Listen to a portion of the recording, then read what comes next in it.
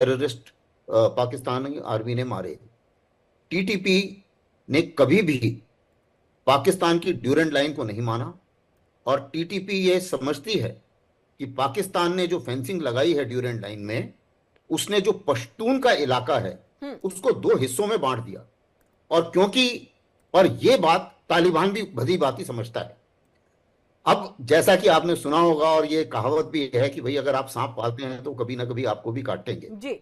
पाकिस्तान ने तालिबान की बहुत मदद की, उनको पाला, उनको सत्ता में बैठाया, अमरीकियों के खिलाफ उनको बचाया, और उसके बाद उनको लड़ाई के लिए उनको लड़ाई जितवाई एक तरीके से, ऐसा वो मानते हैं। हम्म।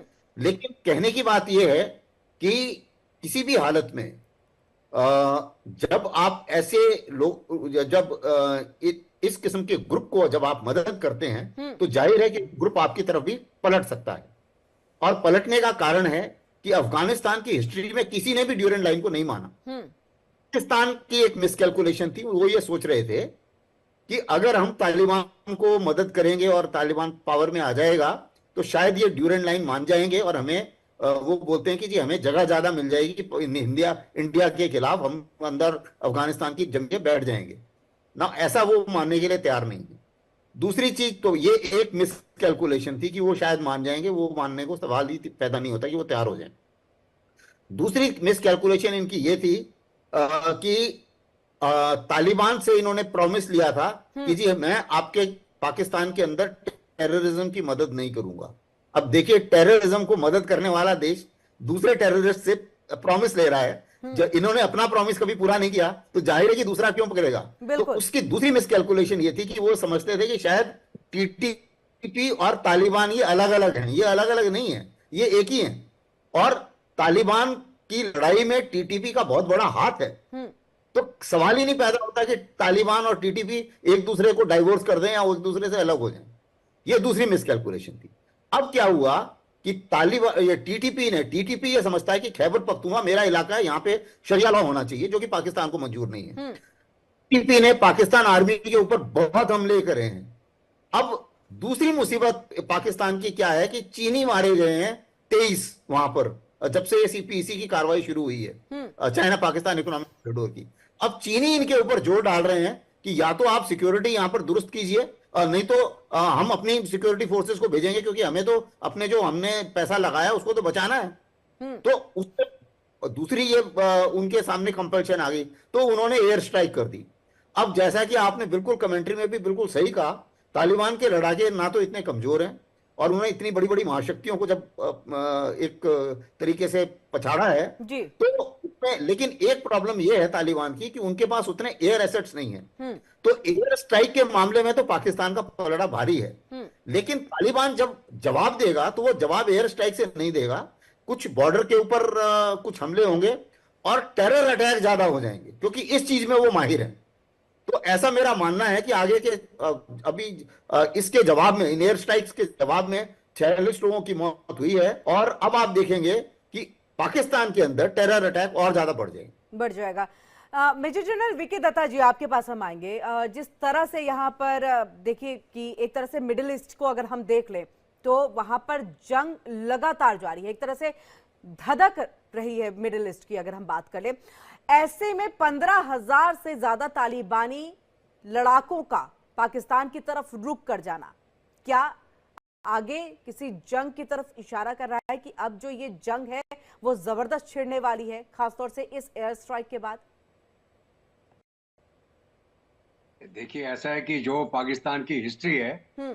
और जो पाकिस्तान खुद कठपुतली बन के अमेरिका के हाथों में जाने के बाद अमेरिकन की इन्होंने मदद करी सोवियत यूनियन को अफगानिस्तान के अंदर डिफीट करने के लिए। हम्म। और उसके अंदर उन्होंने जिस प्रकार से ये तालिबान को जन्म दिया, किस प्रकार एक फंडामेंटलिस्ट इस्लामिक जो एक सोच थी उसको बढ़ावा दिया, मदरसों के अंदर से इनको पैदा करके एक जिहाद करने के लिए सोवियत यूनियन के खिलाफ खड़ा किया। हम्म। और आपको मालूम है कि वो जंग के अंदर सोवियत यूनियन को फाइनली अफगानिस्तान छोड़ के जाना पड़ गया, और डायरेक्टली और इनडायरेक्टली वो अमेरिका की और पाकिस्तान की और तालिबान की एक जीत हो गई, हम्म। जिसके अंदर की अल अलकायदा भी उसके अंदर जो उनका बहुत बड़ा योगदान था। तो अभी क्या है कि जो ये लड़ाके थे, अभी जब वो वहां पे 9/11 का हमला हुआ अमेरिका के अंदर, अमेरिका ने उसके रिटेलिएशन के अंदर इराक के ऊपर हमला कर दिया और साथ साथ में अफगानिस्तान के ऊपर भी उन्होंने कार्रवाई चालू कर दी। हम्म। और एक बार दोबारा पाकिस्तान की मदद लेके अमेरिका ने तालिबान को अफगानिस्तान के अंदर डिफीट करने की चेष्टा करी। हम्म। अभी जो लड़ाके अमेरिका के लिए पाकिस्तान के बेस्ट पे सोवियत यूनियन के साथ लड़ रहे थे, वही लड़ाके अभी अमेरिकन और पाकिस्तानी जो उनको मदद कर रहे थे उनके खिलाफ हो गए। और बल्कि ये जो बोलते हैं मिस कैलकुलेशन, पाकिस्तान ये सोच रहा था कि जब अफगानिस्तान को आज़ादी मिल जाएगी और तालिबान वहाँ पावर में आ जाएगा, तो उसको एक स्ट्रेटेजिक डेप्थ मिल जाएगी भारत के खिलाफ कि अफगानिस्तान भी हमारे पीछे है, तालिबान के लड़ाके भी हमारे पीछे हैं और हम कश्मीर के ऊपर कब्जा कर पाएंगे। तो ये जो इनकी मिस कैलकुलेशन थी, क्योंकि कोई भी देश, चाहे वो तालिबानी हो, फंडामेंटलिस्ट हो, जब कोई देश आजाद हो जाता है तो अपने हित के लिए काम करता है। वो अपने देश के हित के लिए, अपने देश की तरक्की के लिए काम करता है। और जब अफगानिस्तान के अंदर तालिबान की गवर्नमेंट आगे काबिज हो गई, तो अब वो अफगानिस्तान के लिए काम करेंगे और पाकिस्तान के लिए काम नहीं करेंगे। पाकिस्तान ने जो लगातार एक कोशिश करी थी कि शायद ये अब मेरे पिट्ठू बन जाएंगे, लेकिन वो नहीं बने। अफगान एक बहुत जिसको बोलते हैं फ्रीडम माइंडेड कौम है, वो किसी के गुलाम नहीं रहेंगे और ना आज तक रहे। वो पूरी अगर हिस्ट्री देखें आप, लगातार चाहे वो ब्रिटिश हो, चाहे उसके बाद सोवियत हो, चाहे जिसने भी वहां जाने की चेष्टा करी, वो हमेशा मार खा के वापस आया। अभी जहां तक टीटीपी का सवाल है, ये लोग भी वही लड़ाके थे जिन्होंने सोवियत यूनियन के खिलाफ जंग लड़ी और अमेरिका के खिलाफ भी इन्होंने लड़ी। तो अभी जब अमेरिकन फोर्सेस वहां से भागने पे मजबूर हो गए, हजारों लाखों की तादाद के जो हथियार वहां पीछे छोड़ के उनको जाना पड़ा। हालांकि अफगानिस्तान के पास में एयर असेट्स नहीं है, लेकिन अफगानिस्तान के पास में ग्राउंड वॉरफेयर, गुरिल्ला वॉरफेयर और मोबाइल नॉन स्टैटिक वॉरफेयर, जिसको कहते हैं कि हम किसी बाउंड्री के ऊपर मोर्चे बना के नहीं लड़ेंगे। हम एक मोबाइल वॉरफेयर का मतलब है कि हम एक फ्लूइड सिचुएशन पैदा कर देंगे पाकिस्तान के अंदर, जहां पर आप अपने मोर्चे के ऊपर बैठे रहेंगे, हम आपके पीछे घुस जाएंगे और पीछे घुसने के बाद पाकिस्तानियों को मारेंगे हम। और यही अब पाकिस्तान के साथ होने वाला है। अगर 15,000 लड़ाके जो एक डिवीजन प्लस 10, अगर हम भारतीय फौज की बात करें, एक डिवीजन से ज्यादा की नफरी अफगान फोर्स की मीर अली बॉर्डर की तरफ जा रही है, खैबर पख्तूनख्वा की तरफ।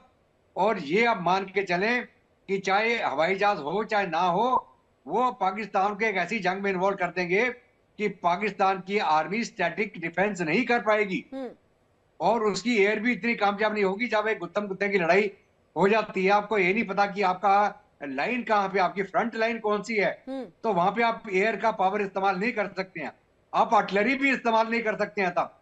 तो उस हालत में तालिबान और अफगान जो फोर्सेस हैं वो पाकिस्तान के ऊपर भारी पड़ जाएंगी। अब इसके साथ साथ में आप एक और बात देखिए, पाकिस्तान आज के दिन में भीख का कटोरा लेके दुनिया भर में घूम रहा है जी। इनके पास अपना कोई इकोनॉमी तो बची नहीं, ऊपर से इंटरनल स्ट्राइक चल रहा है लगातार। जो इन्होंने उसको इमरान खान को बंद करके रखा है, उसके जितने पीटीआई के फॉलोअर हैं उन्होंने एजिटेशन शुरू कर रखी है। और अभी तो इनको ये भी प्रेशर पड़ रहा है गवर्नमेंट के ऊपर, पाकिस्तान की गवर्नमेंट के ऊपर, कि आप उसको छोड़ दें, आजाद कर दें आप, ठीक है। अब ये इसका बयान भी आया है जो प्रधानमंत्री हैं पाकिस्तान के, कि देश को बचाने के लिए और आगे मिलके काम करने के लिए हमको अगर ये करना पड़ेगा तो हम शायद करेंगे जी। तो पाकिस्तान की फौज जो वह प्रॉक्सी पाकिस्तान के ऊपर हुकूमत चला रही थी, उनके मुंह के ऊपर एक बड़ा तमंचा है जी। उनकी जो वो एक मुल्क को इस्तेमाल कर रहे थे अपनी ताकत के लिए, अपने फायदे के लिए। और वही कहावत जो मैं दोबारा रिपीट करूंगा कि Nations have आर्मीज and Pakistan army is not a nation. तो ये पाकिस्तान की फौज पहले भारत का डर दिखा के पाकिस्तान की अवाम को डरा रही थी कि भैया हमारी बहुत अहमियत है, हम तुम्हारी रक्षा कर रहे हैं। और अब पाकिस्तान की अवाम को भी पता चल गया कि पाकिस्तान की फौज उनकी कोई रक्षा नहीं कर रही, वो एक पैरासाइट है पाकिस्तान के ऊपर। ठीक है। और मैं तो बल्कि जब भी कोई पाकिस्तान के आते हैं लोग बातचीत करने के लिए, मैं उनको बोलता भी आप पाकिस्तान की आर्मी को डिसबैंड कर दीजिए, भारत की फौज एक कदम ही नहीं रखेगी पाकिस्तान के अंदर। लेकिन हम है भी, और ये हमने देखा है जब अफगानिस्तान के साथ उनकी लड़ाई हुई थी। देखिए, ये जो पाकिस्तान ने एयर स्ट्राइक करी है, जी। तो पाकिस्तान के एयर स्ट्राइक करने की अपनी एक मजबूरी है। और उस मजबूरी में सबसे बड़ी चीज ये है कि अगर आप पिछले साल देखें तो 1566 टेरर अटैक हुए हैं पाकिस्तान के अंदर,